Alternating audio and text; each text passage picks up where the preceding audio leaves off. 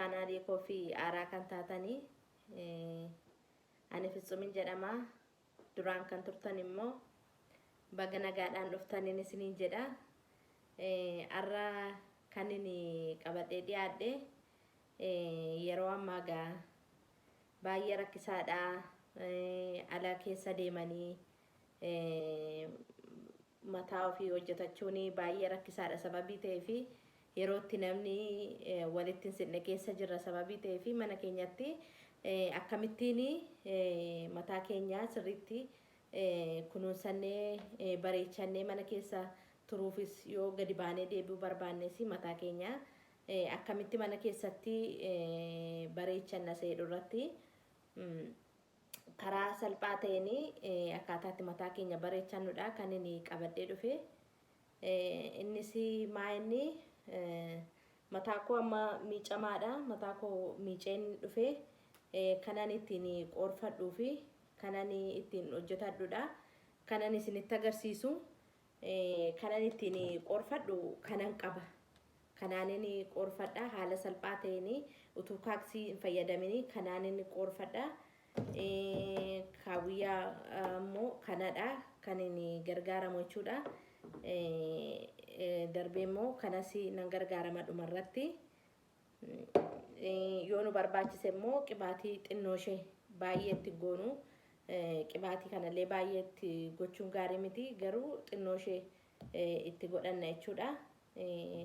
Amma mee akkamittiin mataa koo kana dura carqii mataa koo irra jiru kanaanii sirriitti bishaansaa akkasittiin ergan keessaa qoorsee booddee bishaansaa erga silaatiidha kan inni keessa jiru mataan koo bishaansaa kana keessatti dhufeera. Isa booddee kunoo maashinii kanan gargaarama jechuudha. Maashinii kana immoo mataa koo iddoo lamattiin gargar saaqa.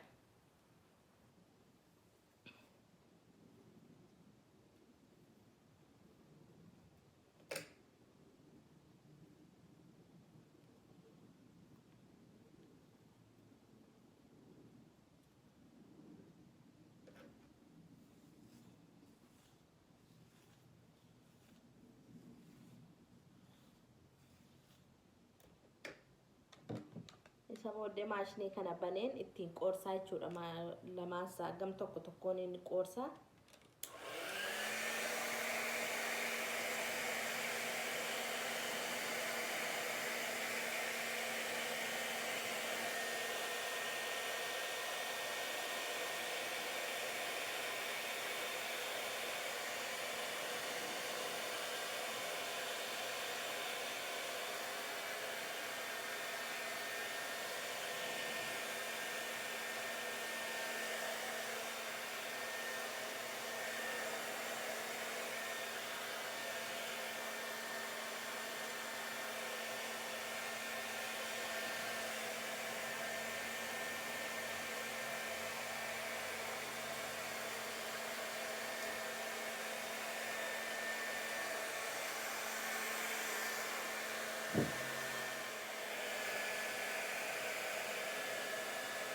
Mataa koo amma gar lamaan isaati kanani qoorfachaa jiru.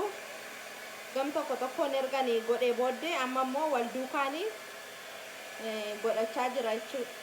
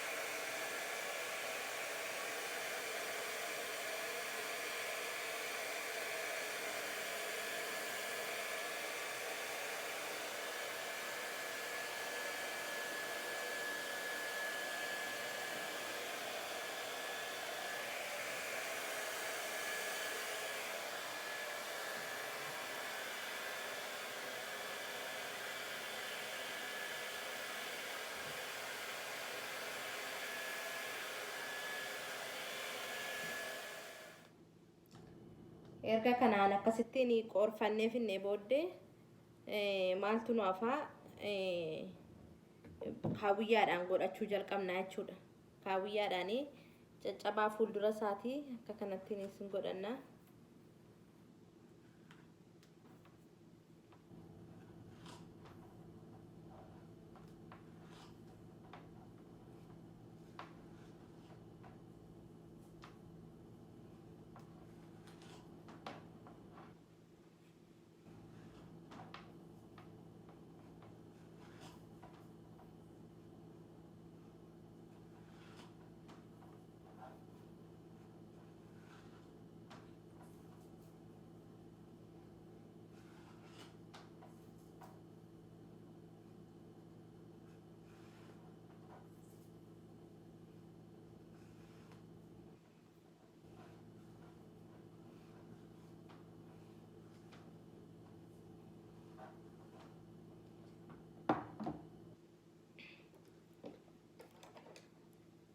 Isa booddee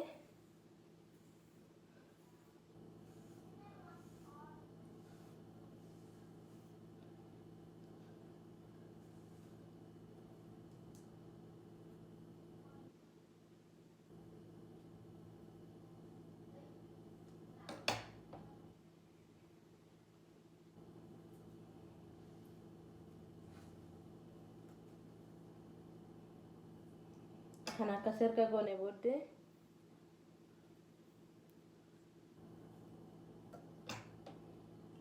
tokko tokkoon kaawiyyaan keenya nu ho'uusaa ilaallee erga kaawiyyaan keenya nu ho'ee booddee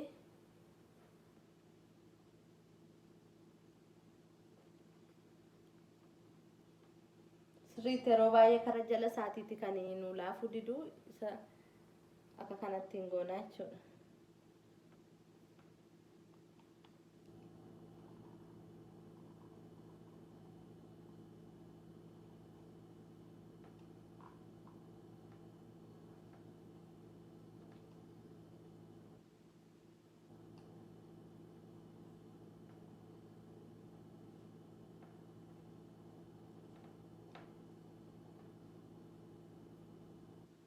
Isa booddee akkas nuu ta'uu jalqabaa jechuudha.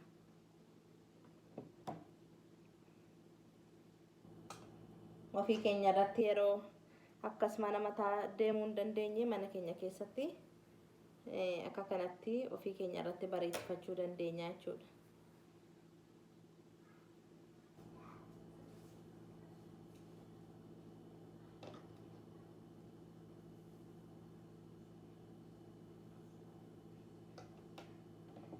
Kaawiyyaan keenya sirriitti nu ho'uu qaba.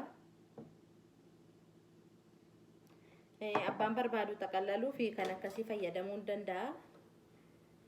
Ani garuu kanaanin jaalladha. Kanaanin jaalladha jechuudha.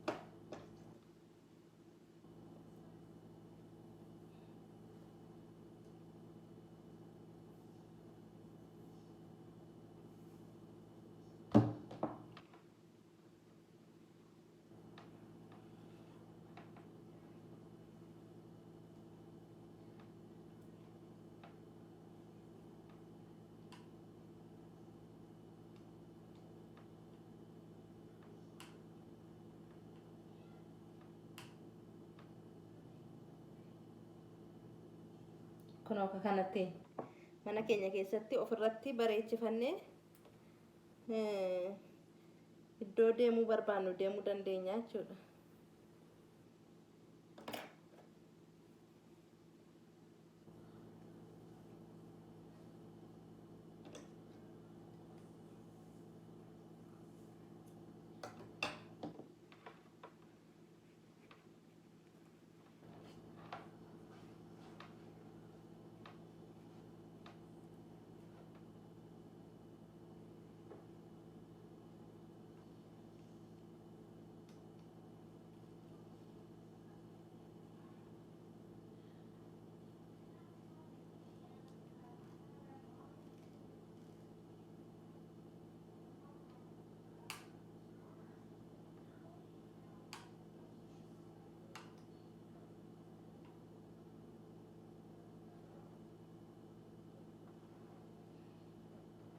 Akka kanatti jechuudha.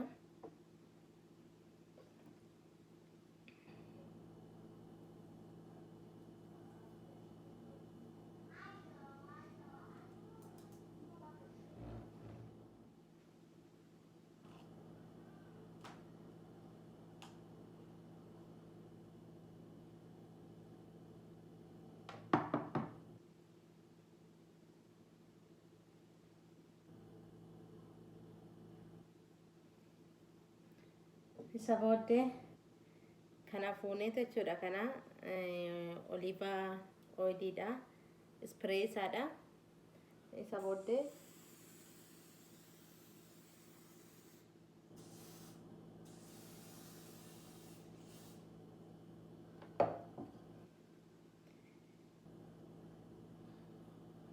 akkasitti erga godhannee booddee xinnoo ishee akka nolluu jedhuufi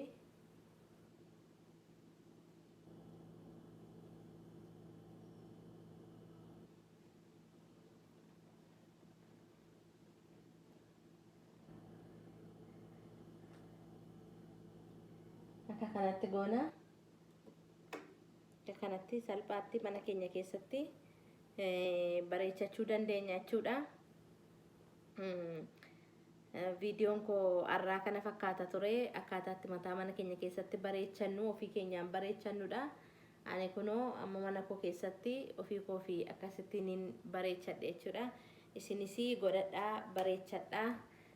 Mana keessan keessatti yeroo akkasii kana yeroo mana mataa dhaquu hin danda'amne kana keessatti akka kanattiin bareechachuu dandeenyan isiniin jedha. Kanarraa kan hafe nagaa naa ta'an isiniin jedha. YouTube chaanaalii koo kana subscribe godha, like godha, share godha.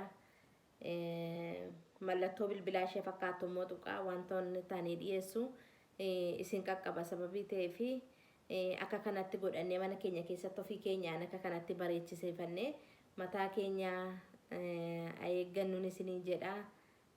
Baay'ee guddaa naa galatoomaa waan hordoftaniif. Sagantaan koo har'aa kanuma ture. Bye.